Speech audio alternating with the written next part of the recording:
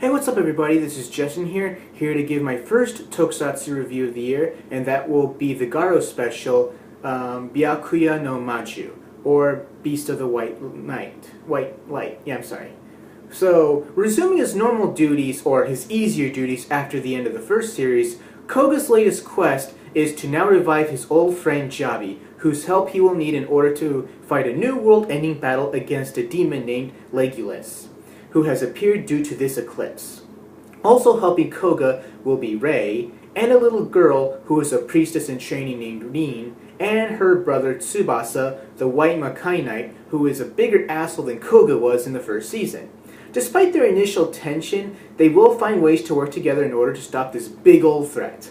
Well, despite the cliché nature on a surface level of a ragtag team of misfits trying to work together, the series does a great job of expanding the mechanics of this series, and will of course explain why Tsubasa is an asshole and all that.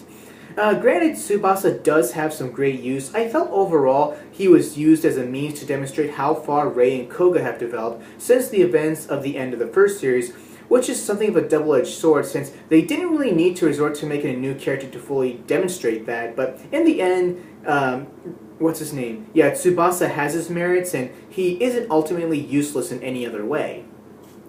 Even though the first series shows that being part of this Makai world means you have to be in training from childhood, this will mostly be demonstrated through flashbacks, of course, in the first series, but by introducing Rin, it's a good means of showing that in present times, this thing is still in practice, and from her point of view, you perfectly see that walking this path from a very, very young age is undeniably hard, and you see the trials she has to go through.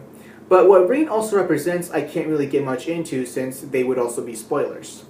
The best thing that this special does is you learn more about Koga's mother. Despite the initial focus was more of how he carries his father's legacy, you also learn how his mother's legacy is carried out as well, which also further expands and fleshes out Koga's character. Legulis as a villain is rather ruthless, and I say his boss level is that of SNK. He's very powerful, cruel, and he demonstrates to be a very formidable opponent that can't be beaten by simple means. Granted, his motivations are rather generic, but hey, what do other villainous monsters decide other than world domination for their kind? It shows that the path he has taken isn't necessarily easy, and I thought he had a rather cool design. The motherfucker's pure evil with no sense of good. I mean, you don't get any worse than that. I also liked how all of his lines were used in this Makai language, which I thought was cool. And he was actually voiced by Hirose Masashi, most famous as the voice of Ramba Ra in the old school Gundam series, which I thought was pretty cool. And his suit actor has mostly done kaiju work like Godzilla and Gamera movies. His design looks like a pirate, but still works within the realm of Garo. As for the other monsters, if you're familiar with Japanese horror films such as Ju-on or Ringu, or urban legends like the Kuchisake no Onna, they are mostly in conjunction with that, and their designs and presentations live up to the shock value that they represent. So for that, I give the story and characters an 8 out of 10. The action is still breathtaking and incredible. The quality from the first season is also present in this. It is very high octane, clever, fast, and balls to the walls. If you like wuxia type films with swordplay like Crouching Tiger, Hidden Dragon, The Iron Monkey, or Hero, this is exactly what you're getting, but with more explosions and monsters. A good portion of the fighting is done with the characters out of costume, and I actually enjoy how those fights are choreographed. Each character have distinct fighting styles which keep the action fresh. Koga is more of a swordsman, of course, who uses speed and power equally. Rei is more speed-oriented, and you have Tsubasa who uses a spear as his weapon, which makes him more long-ranged, but he can also fight without his weapon. The hand-to-hand fight between Koga and Tsubasa was also really cool, and you just gotta see it. And Legulis just has this awesome fighting style that represents his SNK boss status, and that's in that he's just this great demon.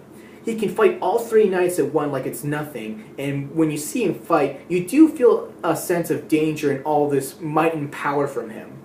The camera angles show you everything, and it's easy to follow despite being high-paced. Once again, the CG might be an issue for some people who are used to, let's say, Hollywood type, but I feel it doesn't really hurt the creativity behind the action. As Bruce Lee said in Enter a Dragon, a good fight must be a great play, and the action in all forms defines that. The CG might not be great, but I say concentrating on the CG is like, you know, looking at the finger pointing to the moon, as opposed to looking at the moon, because you're gonna miss all that heavenly glory, which I give a 10 out of 10. There's really nothing to add to the music, which I really already said in my review of the first series, so whatever you heard in the first series will be used again in the special as well as in Makai Senki, the second season. However, the ending theme is more of a romantic tone, which suits the mood of the ending of the movie. So, another great 10 out of 10 for the music. Overall, this was a great way of solidifying that Garo would become the franchise it would become.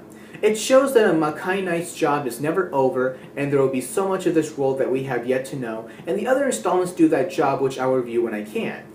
I do strongly recommend that you see the first series to understand what has happened until now, especially with Jabi and why Zaruba remembers nothing. If you just want to watch something for the sake of action, this is it. But overall, I give Garo Byakuya no Maju an overall score of a 9 out of 10.